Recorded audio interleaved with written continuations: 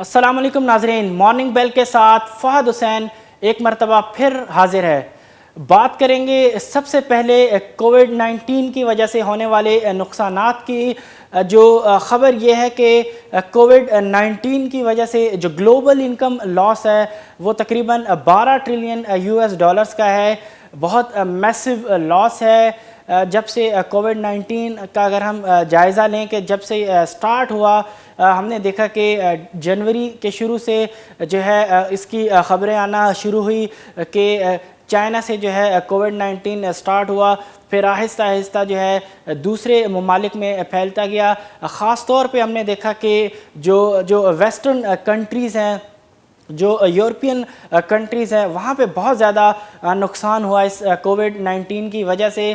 بہت زیادہ معیشت کو نقصان اٹھانا پڑا۔ ہم نے دیکھا کہ کئی ممالک جو ہے وہ کمپلیٹ لاک ڈاؤن کی طرف چلے گئے۔ اکنامک ایکٹیویٹیز بالکل جو ہے ٹھپ ہو گئی تھی وہاں پہ، جس کی وجہ سے جو ہے وہاں پہ اکنامک گروتھ وہ نیگیٹو ہو گئی۔ اب اس حوالے سے جو انیشل جو تخمینہ وہ سامنے آ رہا ہے وہ یہی ہے کہ جو گلوبل جو انکم لاس ہے کووڈ-19 کی وجہ سے وہ ہے تقریباً 12 ٹریلین US ڈالرز کا۔ بہت میسو جو ہے لاس ہے انکم کا۔ سب سے جو اہم خبر وہ یہ ہے اس وقت کہ ابھی ہم دیکھ رہے ہیں کہ اس طرح کی خبریں آ رہی ہیں کہ دوبارہ سے کچھ یورپین کنٹریز کے اندر جو ہے وہ کیسز کی تعداد بڑھنا سٹارٹ ہو گئی ہے۔ آلریڈی ہم USA کے اندر دیکھ چکے ہیں کہ ایک لہر کے بعد جب چیزیں کافی بہتر ہونا شروع ہوئی، اس کے بعد ہم نے دیکھا کہ کیسز دوبارہ سے بڑھنا شروع ہوئے، کووڈ-19 کے پیشنٹس کی تعداد بڑھنا شروع ہوئی اور ڈیتھ ریٹس بھی جو ہے بڑھنا شروع ہوئی۔ اس وقت یورپین کنٹریز کے اندر دوبارہ سے جو ہے وہ جو کیسز ہیں کووڈ-19 کے وہ بہت زیادہ اب رپورٹ ہونا شروع ہو گئے ہیں۔ جیسے جیسے جو ہے ونٹر کی طرف قریب جا رہے ہیں یورپین کنٹریز کے اندر، ڈیفینیٹلی کئی ممالک کے اندر اس وقت ٹیمپریچر کافی جو ہے وہ نیچے آ چکا ہے، اور جن خدشات کا اظہار کیا جا رہا تھا شروع میں کہ اگر موسم جو ہے جیسے جیسے سرد ہونا شروع ہو جائے گا تو چانسز یہی ہے کہ کووڈ-19 کی وبا جو ہے دوبارہ سے پھیل سکتی ہے اور اپنے پنجے گاڑ سکتی ہے۔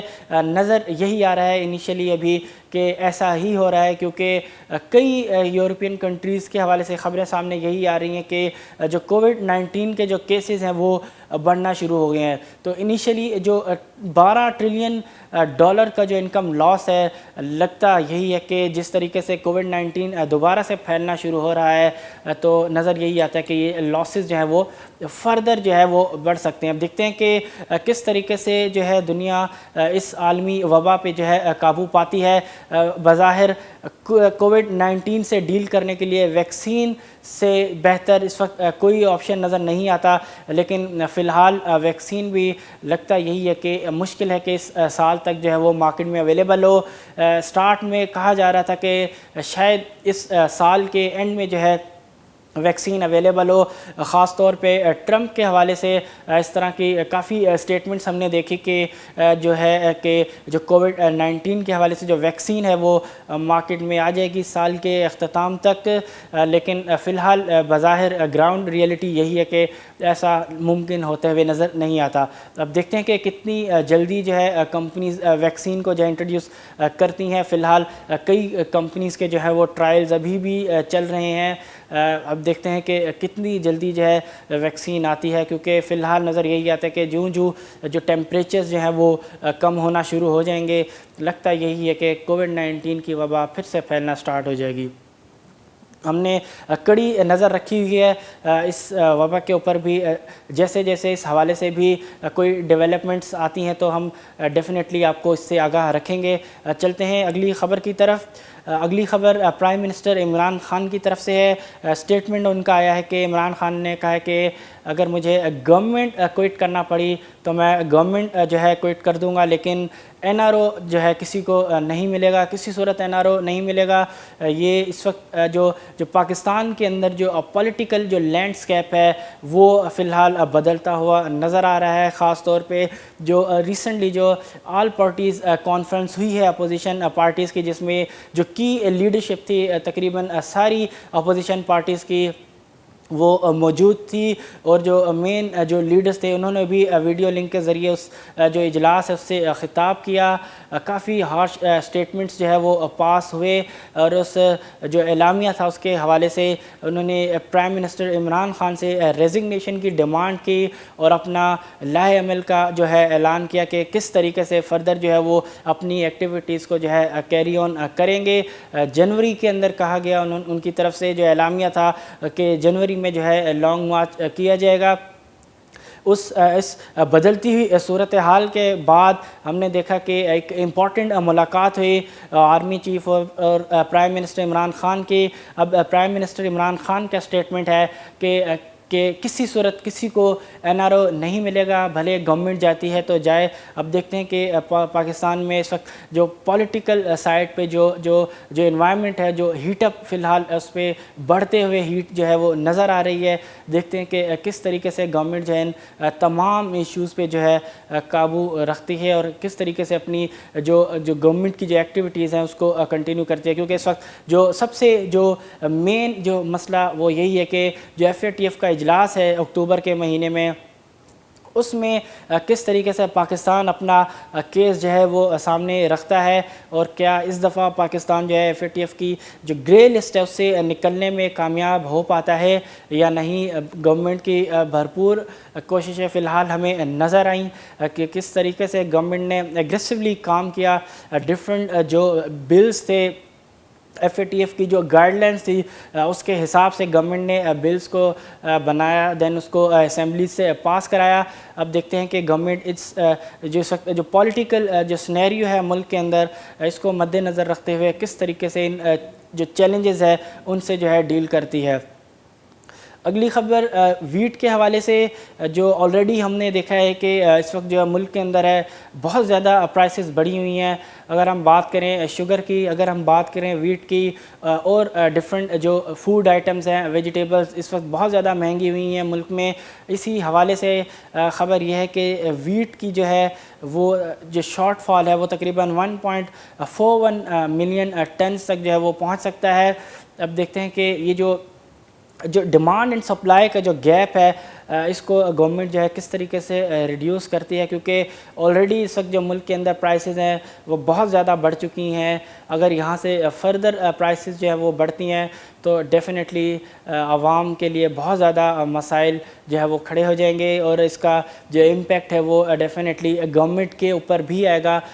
ہو سکتا ہے کہ عوام جو ہے اپنا جو غم و غصے کا جو اظہار ہے وہ اسی صورت میں کرے کہ جو اپوزیشن پارٹیز جو پلان کر رہی ہیں اس کے اندر اگر گورنمنٹ کے خلاف پارٹیسپیشن ہو جاتی ہے پبلکلی تو گورنمنٹ کے لیے بہت زیادہ مسائل جو ہے وہ کھڑے ہو سکتے ہیں.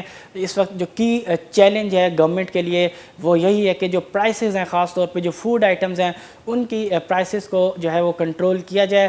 جس طریقے سے جو شارٹ فال کی جو نیوز ہے کہ 1.41 ملین ٹن بہت زیادہ شارٹ فال ہوگا، گورنمنٹ کو جو ہے جلد از جلد جو ہے اس حوالے سے کوئی سٹیپس لینے پڑیں گے تاکہ پرائسز بڑھنے سے پہلے جو ہے صورتحال کو قابو میں کیا جا سکے.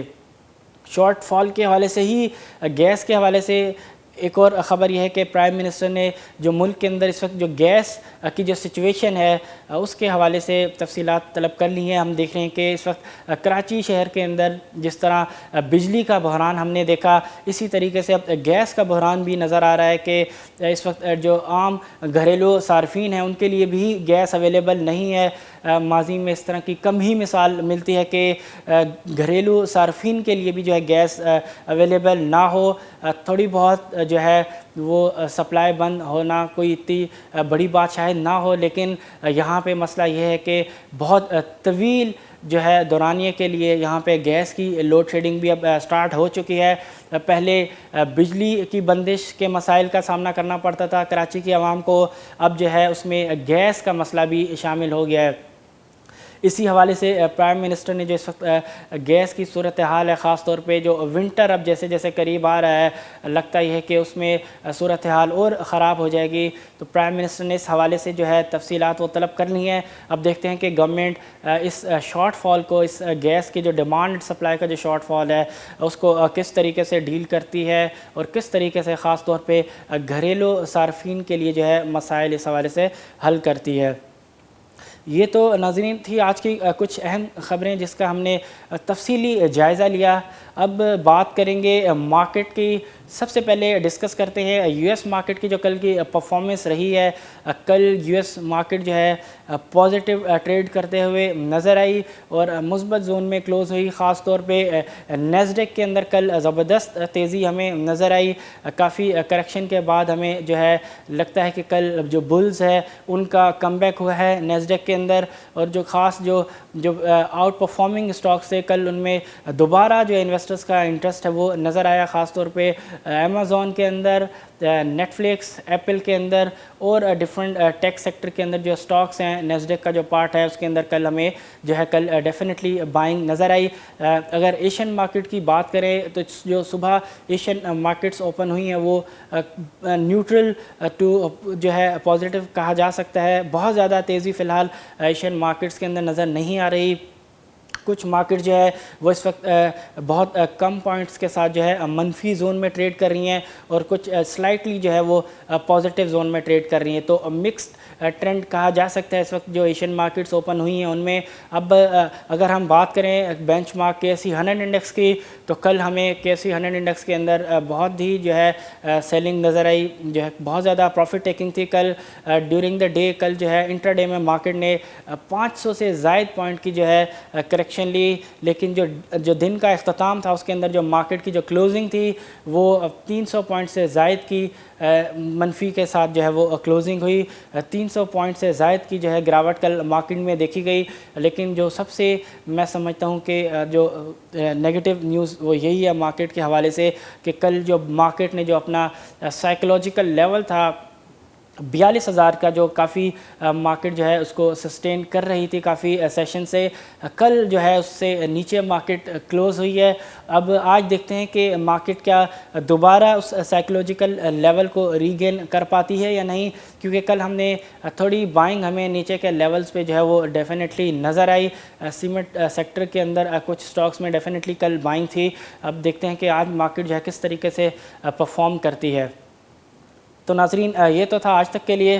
کل انشاءاللہ پھر آپ سے ملاقات ہوگی. تب تک کے لیے مجھے دیجیے اجازت. اللہ حافظ.